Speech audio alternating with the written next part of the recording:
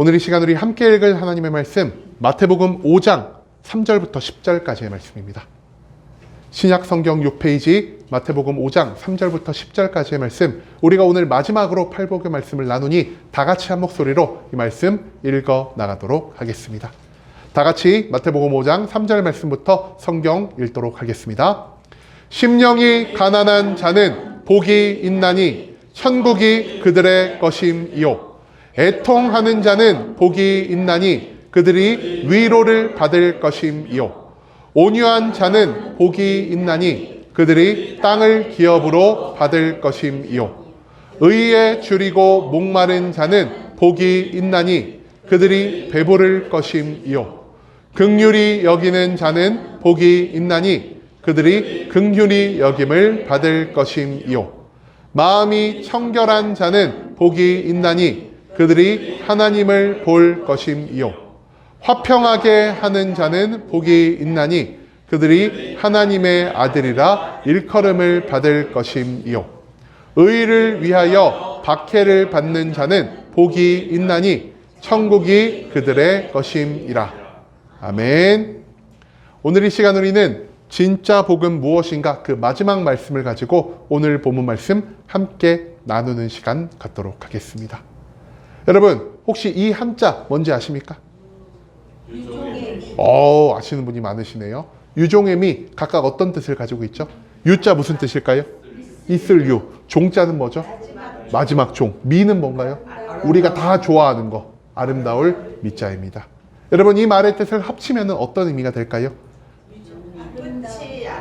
끝이 아름답다. 한 번 시작한 일을 끝까지 아름답게 마무리를 잘 해서 좋은 결과를 만드는 것을 우리가 이 유종의 미라 부르고 있습니다. 여러분, 이 말이 오늘 설교의 시작부터 왜 등장하고 있습니까? 오늘로써 한 달 동안 이어진 이 팔복의 말씀이 결국 마지막을 맞이하기 때문이라는 것입니다. 여러분, 그리고 계속해서 말씀드립니다. 이 팔복의 말씀 무엇이라고요? 8종류의 사람에게 돌아가는 8가지의 복이 아니라 처음부터 끝까지 우리의 신앙 성장 과정을 계속해서 보여주는 우리 신앙의 지표가 되는 말씀이라는 사실을 제가 여러분들께 계속 말씀드렸습니다. 그렇기 때문에 이 신앙의 지표, 팔복의 말씀을 통해서 우리는 매일매일 우리가 지금 어느 위치까지 도달했는지를 돌아보고 하나님이 알려주신 팔복의 말씀을 통해 우리의 믿음을 계속해서 성장시켜 가야만 한다라는 사실을 이 팔복의 말씀을 통해 예수님은 우리들에게 알려주고 계신다라는 것입니다. 여러분, 우리는 저번 주까지 첫 번째 복에서부터 7번째 모든 복을 함께 나누고 이제 마지막 8번째 복을 남겨두고 있습니다. 그런데 앞서도 말씀드렸듯 이 팔복의 말씀은 모두가 하나로 연결되어 있는 말씀입니다. 그렇기 때문에 이 마지막 8번째 복을 알기 위해서는요, 우리가 그동안 함께 나눈 첫 번째에서 7번째 모든 복이 무엇인지를 한번 되짚어 볼 필요가 있다는 것입니다. 가장 먼저 하나님이 우리에게 어떤 말씀을 하셨죠? 심령이 가난한 자는 복이 있나니 천국이 그들의 것이며, 이 세상의 모든 것을 통해서도요, 우리 인간은 내 마음에 있는 공허함을 채울 수가 없습니다. 그렇기 때문에 이 공허함을 채우기 위해 많은 방법을 도전해보는 사람들이 마지막에 이르러서 어디에 도착하게 되죠? 하나님 앞에 도착하게 됩니다. 하나님 앞에 도착해서 하나님을 믿음으로써 우리 안에 있는 공허함을 해결하려는 그 모든 자들, 어떤 복을 받는다라고요? 천국이 그들의 것입니다. 천국을 받는 복을 받는다라는 것입니다. 여러분, 이처럼 하나님 앞에 나와 믿음 생활을 시작한 우리가 무엇을 배우게 됩니까? 내 스스로가 죄인이라는 사실을 배우게 되고요. 더 문제가 되는 것, 내 힘과 능력으로는요, 이 죄를 도무지 해결할 수가 없다는 사실을 깨닫게 됩니다. 그런 우리가 두 번째로 보이는 모습 무엇입니까? 애통하는 자는 복이 있나니 그들이 위로를 받을 것이며, 하나님 앞에서 스스로의 죄를 인정하고요, 하나님 앞에 눈물을 흘리면서 한마디로 애통하며 회개의 기도를 하고, 하나님, 이제는 제가 나의 삶을 하나님께로 돌이키고 싶어요라는 이 진심 어린 회개를 하며 나아가는 모든 자들에게 하나님은 죄의 용서라는 위로를 허락하여 주신다는 것입니다. 그리고 이처럼 하나님의 용서라는 은혜를 경험한 우리들, 어떤 삶의 변화가 일어날까요? 온유한 자가 됩니다. 온유한 자, 어떤 자라고 말씀드렸죠?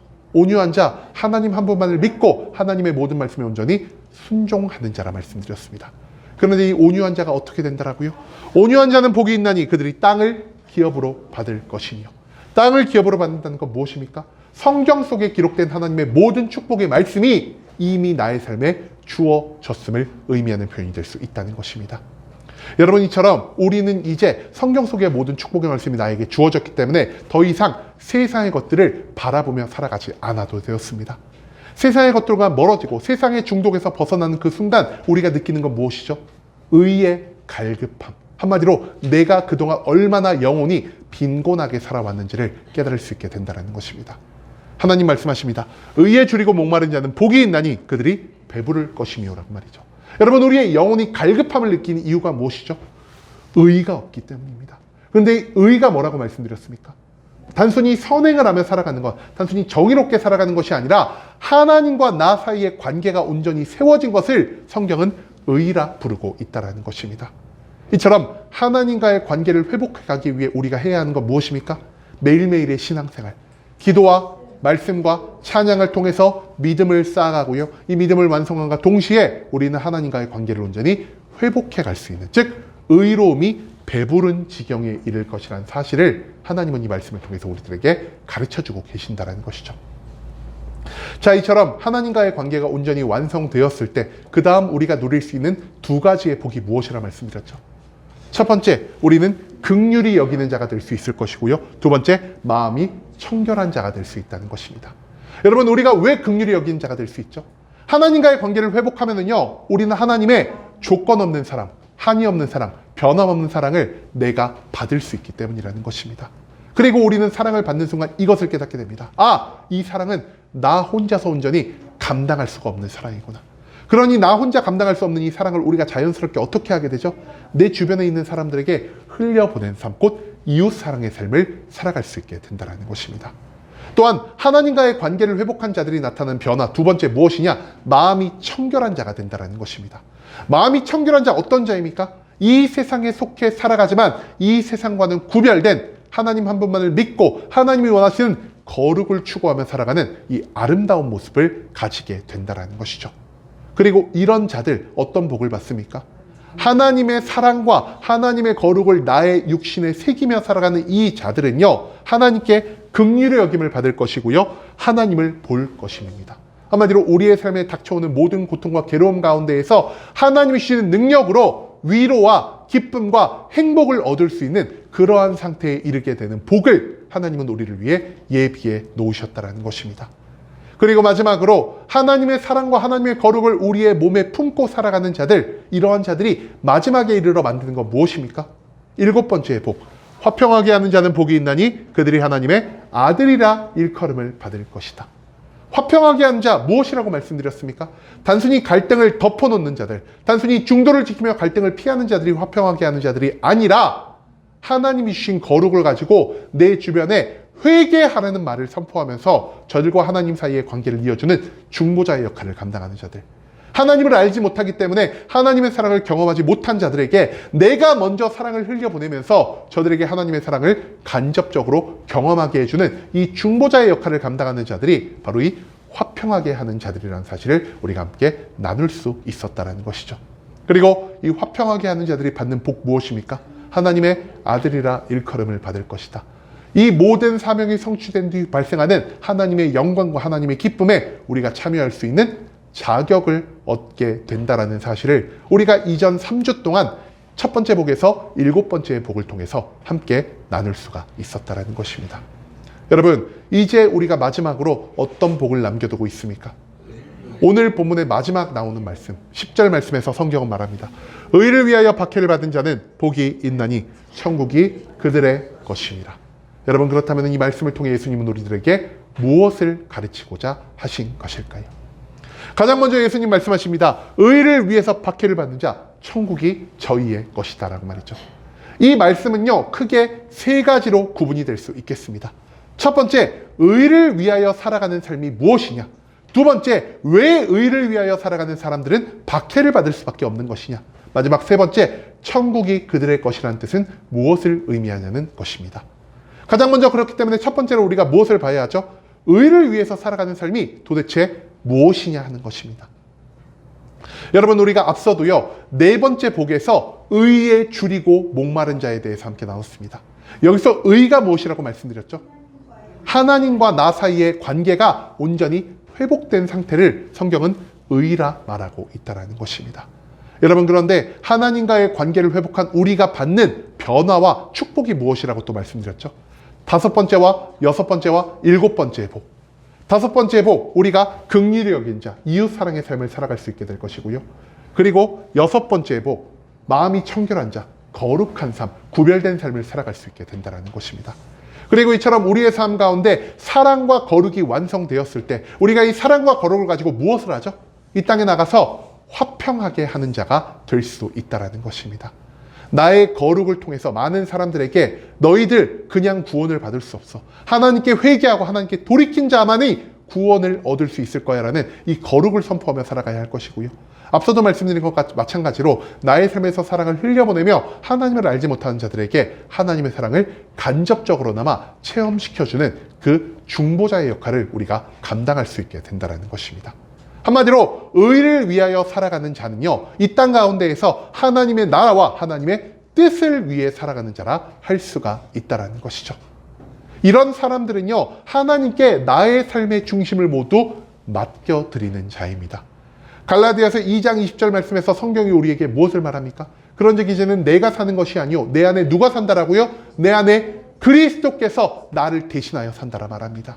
여러분, 이처럼 의를 위하여 살아가는 삶은요, 그리스도께 나의 삶을 맡겨드림으로 인해서 나의 삶을 통해 이 땅에 하나님의 사명이 성취되는 사명자의 삶을 살아간다는 것을 의미하는 표현이라 할 수 있다는 것이죠.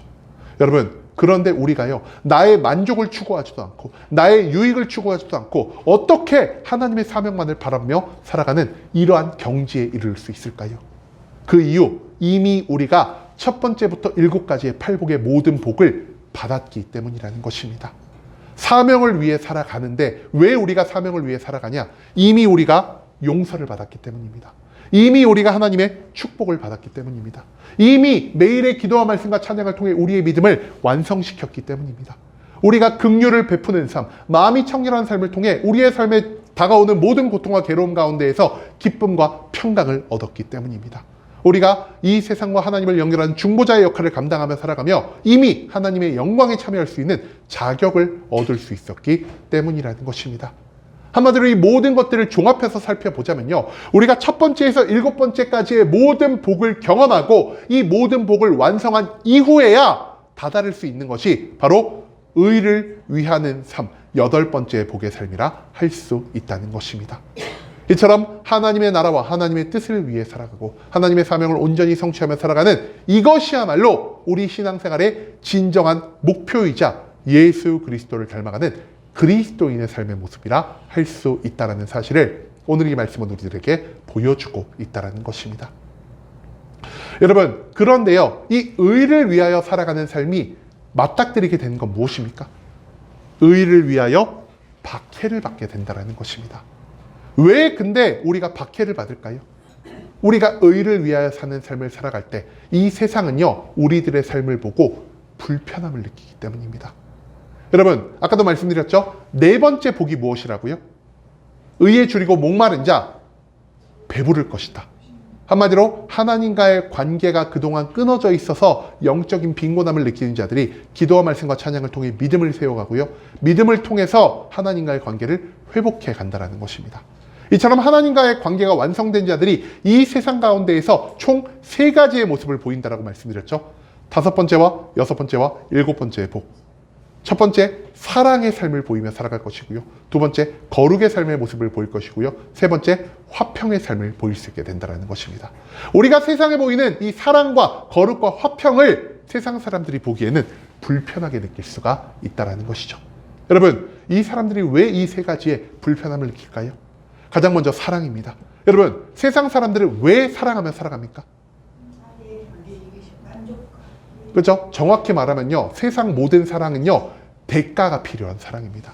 나의 만족과 나의 유익을 위한 사랑입니다. 내가 저 사람에게 받아낼 금전이 없다라고 하여도, 내가 저 사람에게 받아낼 유익이 없다라고 하여도 우리가 사람을 사랑할 때가 있죠? 왜 사랑을 사랑합니까?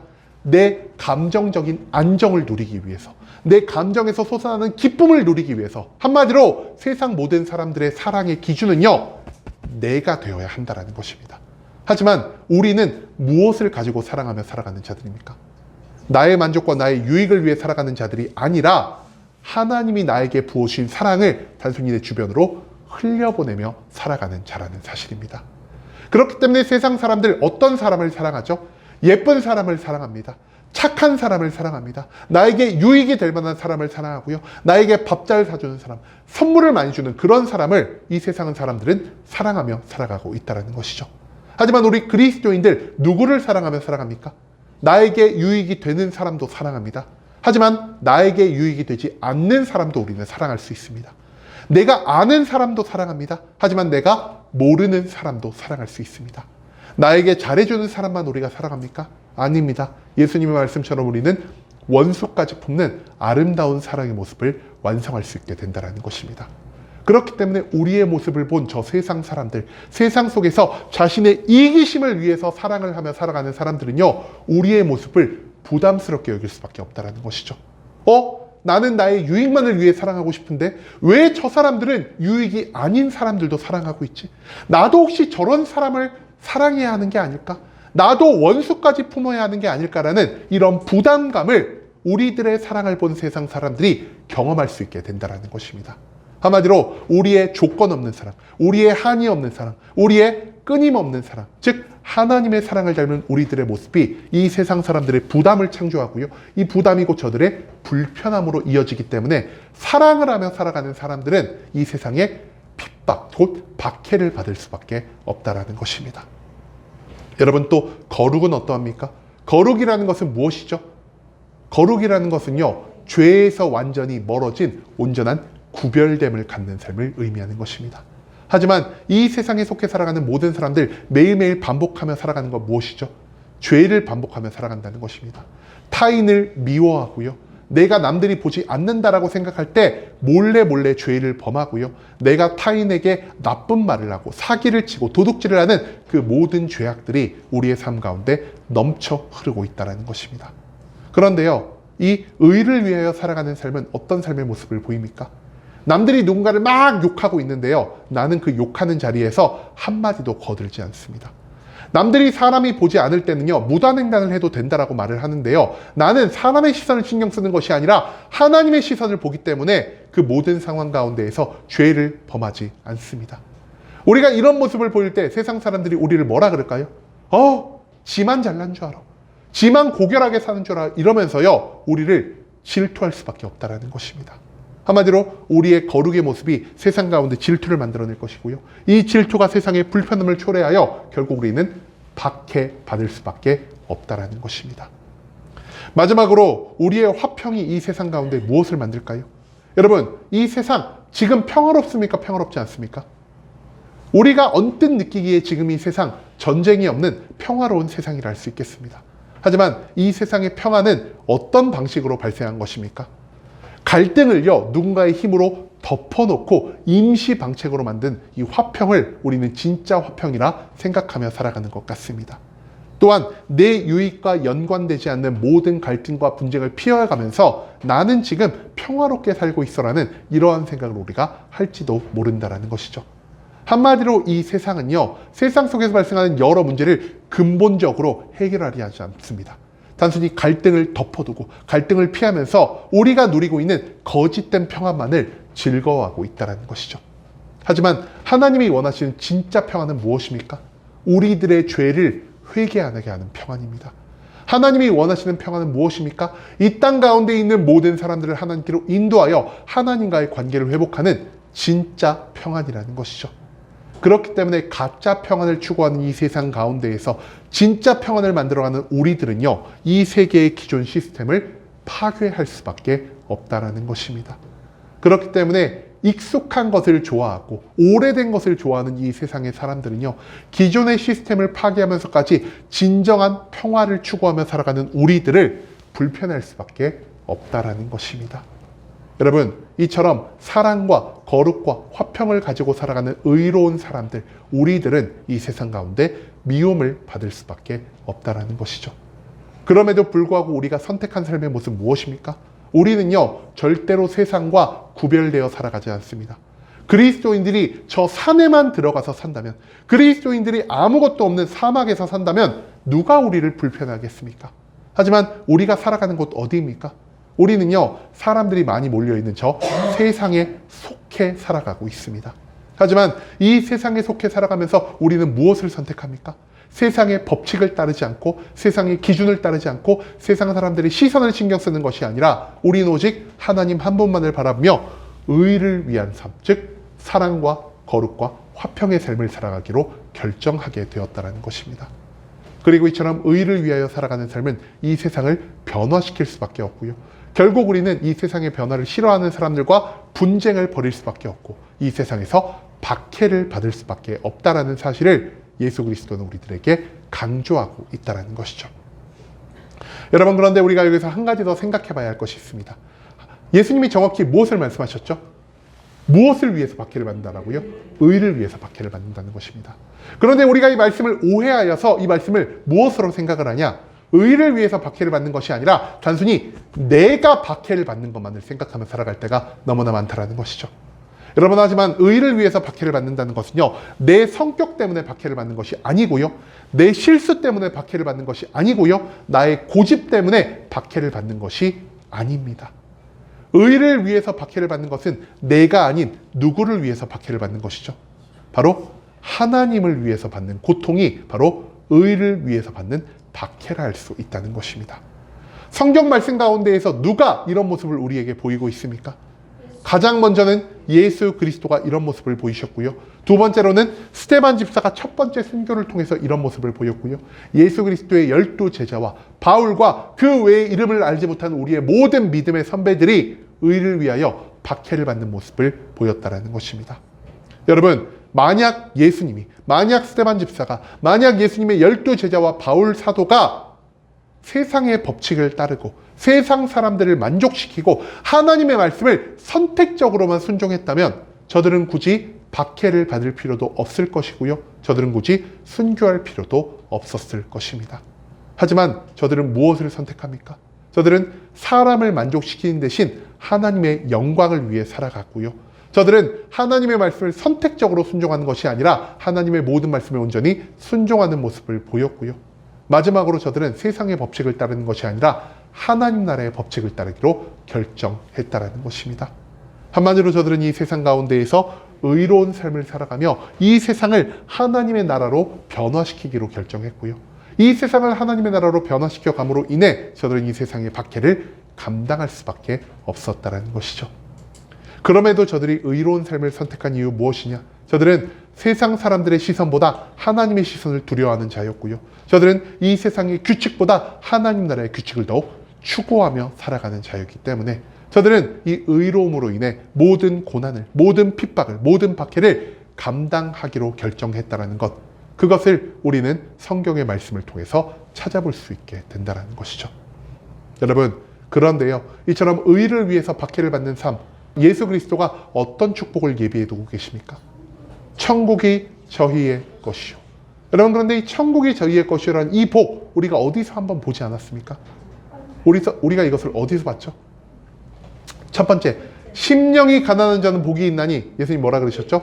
천국이 저희의 것이요. 한마디로 첫 번째 복과 이 8번째 마지막 복이요, 똑같이 완벽하게 겹친다라는 것입니다. 중복된다라는 것입니다. 그러면 이것은 무엇을 의미하는 것일까요? 예수님이요, 한 가지를 더 하셔야 되는데 실수를 하셨나요? 예수님이 우리를 위해 더 큰, 더 좋은 복을 남겨주셔야 되는데 첫 번째 말한 복을 깜빡하고 다시 반복하신 걸까요? 절대로 그렇지 않다라는 것이죠. 예수님은요, 의도적으로 천국이 너희의 것이다라는 이 말씀을 처음과 마지막에 배치하셨다라는 것입니다. 여러분, 이 말은 곧 무엇을 의미하는 것일까요? 팔복의 처음부터 팔복의 끝까지의 이 모든 것들을 관통하는 주제, 팔복 가운데에서 우리가 받을 수 있는 진짜 복, 그리고 우리가 추구해야 할 한 가지의 복이 오직 무엇이라고요? 천국이 너희 것이다가 팔복의 시작이자 팔복의 끝이라는 것입니다. 여러분, 예수님이 처음과 끝에 이 말씀을 배치하신 이유가 무엇일까요? 우리가 처음에도 천국의 복을 받고 마지막에도 천국을 받는다는 것이 정확히 무엇을 의미하는 것일까요? 여기서 우리가 조금 집중할 필요가 있습니다. 여러분, 이 천국이 2번 등장하는 것이요, 예수 그리스도 복음의 핵심이라 할 수 있겠습니다. 여러분, 첫 번째 무엇이라고요? 첫 번째 복? 심령이 가난한 자, 한마디로 이 세상 가운데에서 그 어떤 것을 통해서도 내 마음에 공허함을 채울 수 없는 자들이 하나님 앞으로 나와 하나님을 믿으려고 결정했을 때 우리가 받는 복이 무엇이라고요?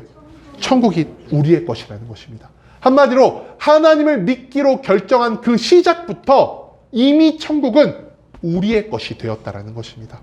이미 우리는 천국 백성의 자격을 받았다라는 것이죠. 여러분, 그런데 왜 마지막에 예수님이 한 번 더 천국의 복을 말하고 있을까요? 우리는요, 이미 천국 백성이 될 수 있는 자격을 받았는데요, 아직까지 이 천국 백성의 자격을 누리고 있지는 못하기 때문이라는 것입니다. 여러분, 말이 좀 어렵습니까? 이미와 아직이라는 단어에 우리가 조금 초점을 맞출 수 있기를 소망합니다. 여러분, 생각을 해봅시다. 영화관에 갑니다. 영화를 보기 위해서 우리가 뭘 해야 되죠? 영화 표를 끊어야 됩니다. 그런데 이 표 언제 끊는 것입니까? 내가 영화를 보기로 마음을 먹은 그 순간, 영화 보기 전에 티켓을 끊는 겁니다. 여러분, 그런데 이 티켓을 가지고 있다는 것 자체가 곧 무엇을 의미합니까? 내가 영화를 볼 수 있는 자격을 얻게 됐다는 걸 의미하는 것입니다. 하지만 영화가 아직 시작하지 않았습니다. 영화 문이 열리지 않았습니다. 이 티켓만 가지고 있으면 내가 이미 영화를 누리고 있는 것입니까? 그거는 아니라는 거죠. 영화를 볼 자격은 주어졌을 때 영화관의 문이 열리기 전까지 나는 영화를 누릴 자격은 확보하지 못했다라는 겁니다. 여러분, 영화를 보기 위해서 무엇을 해야 하죠? 영화관의 문이 열릴 때까지 기다리는 시간이 필요합니다. 또한 영화관의 문이 열릴 때까지 기다리면서 우리가 꼭 해야 할 것이 있습니다. 뭘 해야 할까요? 팝콘을 사야 될까요? 팝콘 물론 중요하죠. 더 중요한 게 있습니다. 뭘 해야 되냐? 표를 잃어버리면 안 된다는 겁니다. 여러분, 우리는요, 이미 천국 백성의 자격을 받았습니다. 무엇을 통해 받았습니까? 우리의 하나님을 믿기로 결정한 믿음을 통해 천국 티켓을 받았다는 겁니다. 그런데요, 이 천국 백성의 자격을 온전히 누리기 위해서는 두 가지가 필요하다는 것이죠. 첫 번째, 하나님의 때가 이르러야 합니다. 우리가 먼저 죽든 이 세상의 멸망이 먼저 찾아오든 하나님의 때가 이를 때까지 우리가 기다림의 시간이 필요하다는 것이죠. 두 번째로 우리가 무엇이 필요하죠? 여러분, 우리가 천국 백성이 될 수 있는 자격, 무엇으로 인해 얻었다라고요? 믿음. 그렇다면 이 믿음을 어떻게 해야 되겠습니까? 믿음을요, 하나님의 때가 오는 그날까지 끝까지 지키고 가지고 있어야만 우리가 천국 백성의 자격을 그제서야 누릴 수 있게 된다는 것입니다. 그렇기 때문에 예수님은요, 이미 너희가 천국을 받았다 그러면서 첫 번째, 천국이 너희의 것이다를 선포하셨고요, 마지막으로 너희가 천국을 받았다는 것을 강조하시면서, 하지만 너희가 천국 백성의 자격을 온전히 누리기 위해서는 의를 위하여 박해를 받는 이 모든 과정을 이겨내야 한다는 사실을 우리들에게 선포하고 계신다는 것입니다. 여러분, 우리는요, 믿음을 통해서 이미 천국 백성의 자격을 얻었습니다. 하지만 우리는 아직까지는 하나님의 때가 오지 않았기 때문에 천국 백성의 자격을 누리지는 못하고 있다는 것이죠. 그렇다면 이미와 아직 그 가운데 있는 지금 이 시간 우리가 해야 할 건 무엇이겠습니까? 팔복의 두 번째, 세 번째, 네 번째, 다섯 번째, 여섯 번째, 일곱 번째, 이 6단계의 복을 통해서 우리는 하나님이 원하시는 모습으로 우리의 삶을 조금씩 변화시켜 가야 한다는 것입니다. 이것을 교회에서는 뭐라고 부릅니까? 성화. 우리가 성스럽게 변화되는 과정을 우리의 삶의 모든 시간을 통해서 완성해 나아가야 한다는 것입니다. 그리고 예수님이 알려주신 팔복의 모든 중간에 있는 말씀, 두 번째에서 7가지의 모든 복이요, 바로 이 변화의 과정이라고 부를 수가 있다는 것이죠. 여러분, 그런데요, 여기서 한 가지의 문제점이 더 발생합니다. 여러분, 우리의 힘으로, 우리의 능력으로, 우리의 열정으로, 우리의 헌신으로 우리가 원할 때마다 이 팔복을 성장시켜 갈 수가 있습니까? 그렇지 못한다라는 것입니다. 여러분, 팔복의 믿음은요, 나의 힘과 능력으로 만들어지는 것이 아닙니다. 우리가 하나님을 믿는 믿음을 결정했을 때 이미 우리가 천국 백성의 자격을 얻었다라고 말씀드렸습니다. 그리고 하나님은요, 이 천국 백성의 자격을 얻은 모든 자들에게 시시때때로 그들에게 필요한 축복을 공급해 주시고요, 시시때때로 그들에게 필요한 능력을 공급하여 주심으로 우리의 삶의 변화를 만들어 내신다라는 것이죠. 한마디로 나의 힘과 능력이 아닌 믿음 가운데에서 하나님이 공급하시는 축복과 능력을 통해서만 우리가 이 팔복의 모든 성장 과정을 완성해 갈 수가 있다는 것입니다. 여러분, 예수님은 이 팔복의 말씀을 통해서 우리에게 무엇을 주시려 하셨습니까? 이 팔복에 나타나는 가장 중요한 복, 한 가지밖에 없는 진짜 복이 무엇이라고요? 너희가 천국을 받았다라는 복입니다. 그런데 이 천국을 받기 위해 우리에게 반드시 필요한 건 무엇이라고요? 천국행 티켓이 무엇입니까? 바로 오직 믿음 하나라는 것입니다. 여러분, 우리가 이 믿음을 어떻게 결정하게 되었습니까? 계속 반복해서 말씀드립니다. 이 세상의 그 어떠한 재물을 통해서도, 성공을 통해서도, 인기를 통해서도 우리는 내 마음의 공허함을 도무지 채울 수가 없습니다. 그렇기 때문에 이 공허함을 해결하기 위해 우리는 하나님 앞으로 나올 수밖에 없고요. 하나님 앞으로 나와 우리가 하나님만이 나의 삶의 모든 공허함을 채워줄 수 있는 유일한 분이십니다라는 이 믿음의 고백을 통해 하나님을 믿기로 결정했을 때 그제 우리는요, 천국 백성이 될 수 있는 자격을 이미 받게 되었다는 것입니다. 여러분, 그런데 너무나 이상하지 않습니까? 천국 백성의 자격을 받았는데요, 우리 생각에는 어떤 과정을 거쳐야지 천국 백성이 된다라고 생각을 하죠? 우리가 팔복의 두 번째에서 일곱 번째의 모든 단계를 거쳐야만 우리는 천국 백성이 될 수 있다는 이러한 생각을 하고 있다는 것입니다. 그런데 하나님이 우리에게 언제 천국 백성의 자격을 주셨다라고요? 우리가 팔복의 두 번째, 세 번째, 네 번째, 다섯 번째, 여섯 번째, 일곱 번째를 거치지 않았는데 하나님을 믿기로 결정한 그 순간 이미 천국 백성의 자격을 허락하여 주셨다는 것입니다. 우리는요, 아직 애통함으로 회개하지도 않았습니다. 우리는 아직 온유함으로 하나님께 순종하지도 않았고요. 기도와 말씀과 찬양을 통해 하나님과의 관계를 회복하지도 못했습니다. 우리는 하나님을 닮은 긍휼을 가지고 이웃을 사랑하며 살지도 못했고요. 우리는 하나님의 거룩을 가지고 이 세상 가운데에서 거룩을 선포하며 살아가지도 못했고요. 예수 그리스도처럼 중보자의 모습으로 하나님과 세상 사람들의 화합을 추구하는 화평을 만드는 이러한 역할을 아직 감당하지 못했다라는 것입니다. 하지만 오직 무엇으로 우리가 천국 백성이 되었습니까? 오직 믿음으로만 우리는 천국 백성이 되었다라는 것입니다. 여러분, 이것이 우리에게 있어서 얼마나 큰 은혜입니까? 천국은요, 우리의 능력으로, 우리의 노력으로, 우리의 열정으로 갈 수 있는 곳이 아닙니다. 천국은 오직 무엇으로만 받는 것입니까? 오직 믿음으로만 받는다라는 것입니다. 우리가 하나님을 믿기로 결정한 그 순간 이미 우리에게 천국 백성의 자격이 주어졌다라는 이 놀라운 축복을 우리가 절대로 잊지 않을 수 있기를 소망합니다. 여러분, 근데 문제가 무엇일까요? 앞서도 말씀드렸지만 이 믿음이라는 것은요, 나의 힘과 능력으로, 나의 노력과 열정으로는 도무지 성장시킬 수가 없는 것입니다. 그렇기 때문에 제가 믿음이라는 것을 잘 생각해 보다가 이러한 그림 하나를 좀 찾아보게 되었습니다. 여러분, 믿음이라는 것은 무엇이냐? 믿음이라는 것은요, 거꾸로 흘러내리는 강을 거슬러 올라가는 쪽배에 탄 사람의 모습과 같습니다. 여러분, 그런데 이 사람이요, 강을 계속 거슬러 올라가려면 뭘 해야 될까요? 계속 노를 저어야겠죠? 그런데 이 사람이요, 나 하나님 믿기로 결정했으니까 나 이미 천국 백성이 됐네? 그럼 이제 아무것도 안 해야지 하고 이 믿음을 방치해두면, 이 쪽배를 방치해두면 어떻게 될까요? 물이 역방향으로 계속 흘러오기 때문에 나는 점점 뒤로 물러설 수밖에 없다라는 것입니다. 그리고 물러서다 보면 결국 우리가 어떻게 될까요? 우리의 믿음을 잃어버릴 수밖에 없다는 것입니다.